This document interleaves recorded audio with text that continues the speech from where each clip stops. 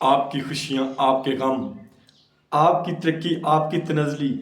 کن لوگوں کے ہاتھ میں اور ان کا ذمہ دار اور ڈپینڈ دار و مدار کن لوگوں پر ہے، آپ سب کچھ جاننا ہوگا۔ الحمدللہ یہ ہماری یوتھ ہے، یہ ہماری جنریشن ہے، یہ ہمارے جوان ہیں جو ہمارا مستقبل ہے، جو ہمارا، میرا، آپ سب کا، جو قوم کا سرمایہ ہے۔ کیوں کہ جس قوم کی جوان، جس قوم کی یوتھ جاگ جاتی ہے، جن کا شعور بیدار ہو جاتا ہے، وہ قومیں سنور جاتی ہیں، وہ قومیں بن جاتی ہیں، وہ قومیں ترقی کر جاتی ہیں۔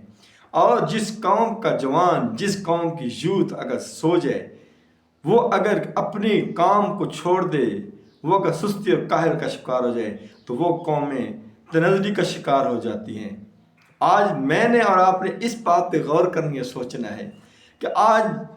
ہماری جنریشن، ہماری یوتھ کہاں پر کھڑی ہے۔ یہ یوتھ ہمارا مستقبل کا لیڈر ہے، یہ یوتھ ہماری کل کا سرمایہ ہے، قوم کا سرمایہ ہے۔ اگر آپ کو، مجھے اپنی قوم کو، اپنے معاشرے کو ترقی یافتہ دیکھنا چاہتے ہیں،